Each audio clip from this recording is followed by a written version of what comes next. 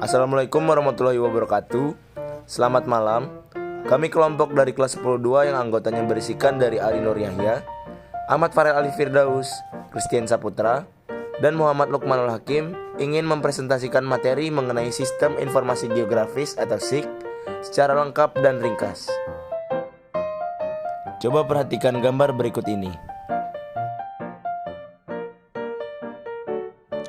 Pasti pernah ya melihat peta tadi? Peta ini merupakan hasil dari suatu proses, yaitu proses SIG atau Sistem Informasi Geografis. Jadi kita akan membahas tentang hal tersebut, yaitu tentang Sistem Informasi Geografis atau disingkat SIG. Pengertian Sistem Informasi Geografis atau SIG, yaitu sistem berbasis komputer yang digunakan untuk menyimpan, memanipulasi, dan menganalisis informasi geografis.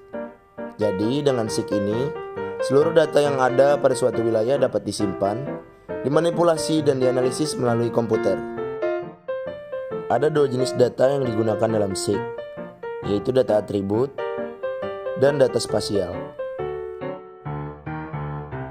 Data atribut adalah data yang ada pada keruangan atau lokasi.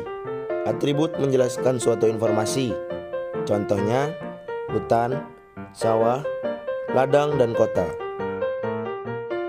Yang kedua yaitu data spasial, adalah data yang menunjukkan ruang, lokasi, atau tempat di permukaan bumi. Data spasial disajikan dalam dua bentuk atau model, yaitu raster atau berbentuk grid, dan vektor atau berbentuk titik. Kita masuk kepada tahapan kerja Sistem Informasi Geografis atau SIG ini. Yang pertama yaitu masukkan. Setelah dimasukkan, lalu diproses data tersebut. Kemudian ada keluarannya yang berbentuk peta. Kita bahas satu persatu. Yang pertama yaitu masukkan. Masukkan ini dibutuhkan data awal atau database yang dapat diperoleh melalui penelitian, yaitu di lapangan, kantor pemerintah, peta, dan data citra penginderaan jauh.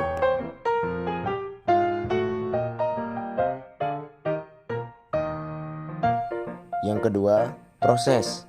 Proses dalam SIG dapat berfungsi untuk memanggil, memanipulasi, dan menganalisis data yang tersimpan dalam komputer. Ada tiga jenis analisis dalam SIG. Yang pertama ada analisis lebar.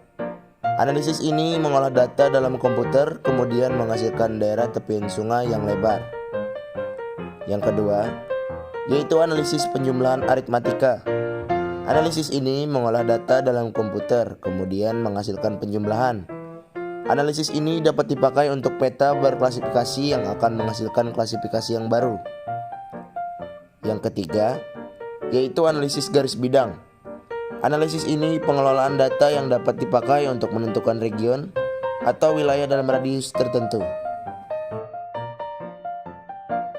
Selanjutnya adalah keluaran atau output. Data yang sudah dianalisis oleh SIG atau Sistem Informasi Geografis akan memberikan informasi pada pengguna data sehingga dapat dipakai sebagai dasar dalam pengambilan keputusan. Keluaran SIG dapat berupa peta cetakan atau hard copy, rekaman soft copy, dan tayangan atau display. Selanjutnya yaitu komponen SIG. Dalam kerja SIG diperlukan komponen-komponen SIG yang merupakan sistem kompleks yang biasanya terintegrasi dengan lingkungan sistem komputer yang lain di tingkat fungsional dan jaringan. Berikut komponen-komponen SIG. Yang pertama adalah perangkat keras atau hardware. Hardware ini berupa satu unit komputer lengkap yang terdiri dari CPU hingga plotter atau printer. Yang kedua yaitu perangkat lunak atau software, berupa modul-modul program, misalnya ArcInfo, ArcView, ArcGIS, dan lain-lain. Selanjutnya data dan informasi geografi, berupa data spasial atau peta foto udara, citra satelit, dan data atribut seperti data penduduk, data industri, dan pertambangan. Dan yang terakhir adalah manajemen berupa sumber daya manusia yang mempunyai keahlian mengolah SIG, yaitu orangnya di sini. Dari uraian di atas secara keseluruhan, SIG ini tidak hanya diterapkan di bidang sumber daya alam, tetapi sekarang berkembang pada bidang perencanaan pembangunan. Perkembangan SIG yang menggunakan bantuan teknologi komputer yang berupa perangkat keras maupun perangkat lunak dapat dimanfaatkan untuk membantu pemecahan dalam masalah yang muncul dalam penanganan berbagai data. Jadi, dapat disimpulkan bahwa dengan sistem informasi geografis atau SIG, kita dapat mengolah suatu data dan menjadikan data tersebut menjadi suatu peta yang dibutuhkan.